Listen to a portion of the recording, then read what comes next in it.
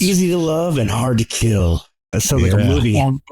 Yeah, all kinds of dimes, right? He's John dropping. Wick and Bruce Willis and Arnold Schwarzenegger and Yeah. Steven Seagal. Yeah. Super good. I love that. I also really appreciate, Greg, your vulnerability in revealing a temper. I think we all kind of know what that's like, and seeing that person get frustrated, and like you said, you don't really lose control. You basically are letting your emotions take control of you. Exactly. And becoming a slave, and they become the master. So I think that's a really telling thing. I think a lot of people do need to hear that, and just get in control of your feelings. Don't let them just take you for a ride. Yeah. When did you? Besides that, when you saw that, what journey did you take to really start kind of reining yourself in and being more in control of your feelings and not become a slave to your temper? Yes, it was honestly it was the desperation, you guys, because when I was out on my own, it was so lonely. And I was shy and timid, so I didn't have any friends. I didn't have family around. I was so lonely. And so the desperation drove me, and I kind of just committed, like, I'm going to do whatever I have to do. Like, whatever I have to do to get the relationships I want, that caliber of relationships. Well, then I quickly realized, two things. One, I cannot play the victim. As long as I play the victim, I keep blaming other people and blaming my circumstances, making excuses, I give away my power. And I set it on the ground, and nobody's going to come pick it up. I'm like, okay, I'm done playing the victim. I have to take ownership. So I kind of drew the proverbial line in the sand. I stepped across. It's like, from here on out, my life will be what I make of it. Well, then at that point, I immediately realized, well, nothing will get better until I get better. And that's such a powerful framework. Nothing in my life's going to get better until I get better. But as I get better, everything in my life gets better. And so right away, what I was doing is I'm going to look for any obstacle. What's holding me back? What's getting in the way? I'm observing other people. And a lot of the list I made early on at 16 was what not to do. And so I had a lot of bad examples to draw from. And so I was like, man, I saw that as a kid. I'm not doing that. And then I realized, shoot, I do that. So I'm like, that has to stop. That has to stop right here. I've got to change that in me. And then I would practice it. Like, I get upset about that. And then I keep practicing. And then it would happen again. And I didn't get upset. Like, okay, I got that one. What's next? And I just kept incrementally working on myself. I can really relate to the taking a list and being like what not to do, because there were family members. I remember being young and watching, being like, yeah, I don't want to be that when I get older, or I don't want to wind up in that situation. So I can so relate to that. But I still kind of became, I still had to rein in my emotions. I've talked about this before, but just learning how to really start noticing what's bothering me, what's not bothering me, or what's making me happy, and tracing it back, and then really realizing how to process a feeling rather than letting it gain control. Now you started to tell how you met your wife, and I wanted to dig a little deeper because it just sounded like an interesting story. She sat in front of you, and then you got a moment, and you knew that she was in one of the courses or something. You knew, or a teacher knew her, or. So one of the other students I'd met, he talked to her, and I was like, oh, I know that guy. I literally was like clearing pews and bleachers and throwing elbows to get over there. Like, who is that girl?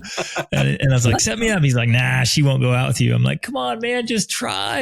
And so he called her and set up a date, and I called her and kind of went through all my interview questions, right? It was very tactfully, like I knew what I wanted. And so I asked a lot of questions, open-ended questions, and got to know her. I was like, okay, this girl's solid. And you guys, this is crazy. I do not recommend this. Like, I got to say that for the record, but we were married in 3 months. I understand that. I get it. How did you know when she sat in front of you that she was the one, though? I mean, I had no idea. She was just beautiful. I was like, I got to talk to this girl and find out if she's the one. Yeah. Okay. I can relate to that. This is a good follow-up question. So what was it like when you realized that marriage really isn't that simple?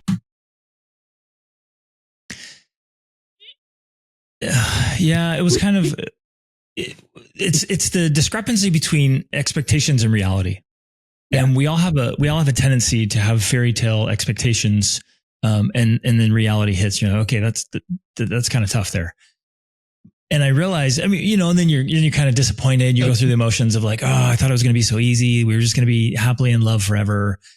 And then I realized, well, duh, everything that's worthwhile requires a lot of work. Mm-hmm. Everything. Oh. And I'd been into such, health and fitness. You guys, I love health and fitness because if I'm operating, taking care of my body, then I can show up as a man and a husband and a father. And so I got it. I'm like, there's no way I can stay in shape without paying the price. Well, what makes me think I can have a great marriage without paying the price? So let's get to work. And then you just fit it into your daily habits, like I do with health and fitness. Like, let's put marriage in there. And then, okay, now we add parenting and we build our life on these habits. Then the habits make our future. Yeah. Yeah. Like you mentioned how you guys came up with systems to kind of just like have a framework for things, like have a goal and a framework. How did you come up with those? Like, how did that discussion even start with you and your wife? It was trial and error. So we started doing homeschooling, and when we started traveling, we got this crazy idea. Like, we should load up our little kids here and we should drive to Costa Rica. We didn't even know if there were roads or if they had diapers. Like, we were clueless. And we're like, we're just going to drive. We'll go to Costa Rica where there are no diapers. Yeah, exactly. We had four children, and our youngest had just barely been born. And we're like, you know what? We're going for it. Wow. So you start traveling the world, and adding travel is just like adding chaos. Travel is just chaos with some cool pictures, right? And so we just added more chaos, and it was trial and error. We're like, hey, we got to figure this out because we want to make sure that we and our children earn a genuine world-class education. Like, our kids have to be sharp, and how to figure out how to be successful and be successful entrepreneurs and have successful relationships. And we got to keep the education going. We got to keep work going. We got to keep our marriage alive. We've got to figure out systems. Like, how can we do this? And what was cool in our experience, it's like, how can we create a system that is completely transferable? Whether we're living in an RV or a sailboat, or we're hopping from Airbnbs, or we just moved to Morocco. Like, how can we create a system that we do our morning routines, our daily routines, and our evening routines every day, no matter what, no matter where we are in the world, we have that solidity, the foundation, the stability, no matter what's going on, we have that as a family. And that's how we created it. And that's how we've maintained it. I love, this makes me think of something I try to practice with my children is that experience knows no substitute.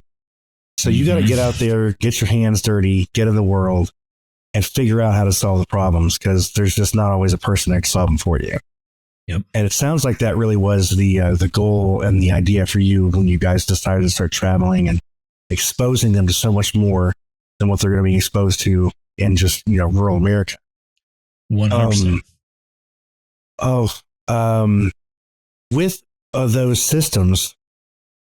Oh gosh, I had a whole follow-up question, and it evaporated. It slowly slipped away. Let me say something about the experiences though, because it's priceless. Like, and we prioritized early on. We wanted memories and experiences over stuff and things. And like, if we don't end up with stuff, but we end up with experiences that really teach us, like, that's worth it to us. And so we spent massive fortunes traveling the globe. And we've been into places and had experiences, you guys, that I wouldn't believe myself if I hadn't experienced them. We've been in the poorest leprosy affected colonies in India and in the slums across Africa, and these huts, adobe huts in Central America. And then we've been in some of the wealthiest places on the planet, like Dubai and Qatar. And everything in between. And we've met the most wonderful people and the most beautiful religions and learned languages. Like, you can't replace experience at all. And so the bond in the marriage and the bond with your kids, it's absolutely priceless. And I don't know, they're building blocks for greater depth and more intimacy. I really admire that, because I feel something that's really lost on on just like, I don't know, middle class American life is like people forget how hard it is to get water in places, or food, or just be clean or have clean clothes or anything. Like how did you get in some of these harder to live areas? How did you get water and stuff like that? I'm just curious. Yeah. Oh, brother, it's been wild trying to find food and clean water, and then internet and, whatever diapers and whatever things you need, electronics, and having things break and fall apart and get lost or stolen. What I can tell you is that we have all learned how to become really great problem solvers. And if that's not one of the most important skills in life, I don't know what is. It's just incredible. Like, because you even have to be aware, like, don't go near still water, because that's where all the bacteria are going to be, Go for where the water's running and moving around so things can't grow. Yeah. I mean, just those experiences would be incredible and enlighten your kids with such knowledge and wisdom that they're going to be light years ahead of a lot of people in their age group. Just because of exposure too. And it's the same is true for me and for my wife. It's like when you get out and you meet with people and you hear their stories and you get out and you see things and you get outside of your tiny little box of reality, the contrast is unreal. And when you meet people who are suffering from something, or you get to observe them do something, it's an immediate lesson for us. And when you see, couples that one of them dies, or there's a terrible, sad divorce, or some kind of tragedy, you can look at it and think, oh, too bad for them. Or you could stop and say, wow, I'm going to really invest in my marriage, and I'm going to be better, and I'm going to cherish you more because of that experience. Right? I don't have to learn all the lessons myself. Mm-hmm. I would imagine that would make you have a better ability to attune to other people, and be empathetic, truly. Mm-hmm. Yep. And seeing so much and experiencing so much and witnessing so much, and just really like seeing the problems firsthand. And that's got to improve how much or to really recognize the value of the relationships that you have and how important they are. Exactly. Yeah. It makes them priceless, and it makes you honor them that way. Do we have time for a brief story? Please. Yes. When we moved up to Alaska, that's a whole story. We were in India, and then we flew to Atlanta. We bought a little van and we drove from Atlanta, Georgia to Homer, Alaska. Why did you just fly to Alaska? Jeez. Isn't that amazing? Yeah, we could have, but no, we had some stuff. Where's the adventure in that? Yeah. And my wife was pregnant, like super pregnant with our fifth. And we're like, let's drive to Alaska. It was just epic. Do it the most difficult way, but epic way possible. Yeah, exactly. That's beautiful, Greg. She, our child was born up there and had a beautiful pregnancy and birth. And then it was Halloween in Alaska. It was cold and dark. And we were coming home from a little Halloween thing, and the kids had fallen asleep, and we'd stopped at a friend's house. So I was 1 block away from our house. It was a dark, sleepy little rural town. There's nobody there in the winter. And the kids were all bundled up, and we were 1 block from our house. And this 18-year-old kid was hot rodding his car, didn't even see us, and smashed into our car. And it flipped us around 180 into a ditch, and Rachel and I were okay. And I had been an EMT. I'd worked on an ambulance for a while. So I went right into emergency mode, and I was going to run around the car and check on my kids. And I throw open my door and I jump out, and just to my absolute utter horror, I still feel it so poignantly. My little 3-year-old was across the ditch in the weeds, and she'd been ejected from the car. Oh my goodness. And I get to her and I start assessing her and treating her, and she had snapped her femur in half. And I mean, it was so horrifying and so terrible. And my son got scalped by something. There's a lot to the story, but it ended up being what we call our little horrible night of miracles, where we in a matter of inches, we could have lost our daughter. She ended up spending, 16 weeks in a full body cast, in winter in Alaska. And she and I had to be, take a helicopter up to a trauma center, but we didn't lose her. And it changed everything. Like all of our worries, all of our fears, all the things we were upset about the day before are gone. Nothing else matters, because we almost lost our little girl. And I've never forgotten that. And the people who hear that story, like they don't forget, like do not take your family for granted. Like lean in with love and cherish them, overcome the differences and the conflict. Who cares? Like, are we going to fight over that? This is so dumb. Like, let's just love each other. And having those reminders changes everything. Great. I mean, that would just exponentially increase the value of everything. And like you said, why am I going to get upset over spilled milk? This is just another moment in life. And how incredible of you to have the EMT experience too. Like, did you help deliver your children when they were born? All of them, yeah. Oh, Caught them all. Yeah, that's beautiful. Like, my wife and I had all home births, and I remember before doing that, never even considering that as an option. But when you actually go through that experience, you're like, oh, okay, I can actually do something. This is, I got this. yeah, I don't need a hospital or something. Not that like people shouldn't avoid going to hospitals at any point, but Oh, man. that sometimes things aren't as, if you're calm and relaxed, you can pretty much handle anything. Mm-hmm. And it's a bonding experience. And that's a beautiful story. An incredible story too, Greg. And I really admire your daring to go from India to Atlanta, to drive to Alaska, and just like love the whole experience of that, and just making it happen. And like, your kids are that's got to be incredible to watch. Oh, you just do it. That's how you do things. You just do them. You just get them done, and you do it. And figure it out. Incredible, Greg. I mean, thanks for sharing so much. And I could probably talk to you for another couple hours. This is just awesome. Been a treat. Yeah, this has been awesome, Greg. Thank you. Thanks for joining us today.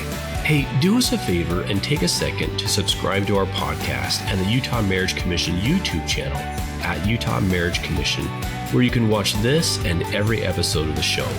Be sure to smash the like button, leave a comment, and share this episode with a friend. You can also follow and interact with us on Instagram at Stronger Marriage Life and Facebook at Stronger Marriage. So be sure to share with us which topics you loved or which guests we should have on the show next. If you want even more resources to improve your marriage or relationship connection, visit strongermarriage.org, where you'll find free workshops, e-courses, in-depth webinars, relationship surveys, and more. Each episode of Stronger Marriage Connection is hosted and sponsored by the Utah Marriage Commission at Utah State University. And finally, a big thanks to our producer, Rex Polanis, and the team at Utah State University, and you, our audience. You make this show possible. The opinions, findings, conclusions, and recommendations expressed in this podcast do not necessarily reflect the views of the Utah Marriage Commission.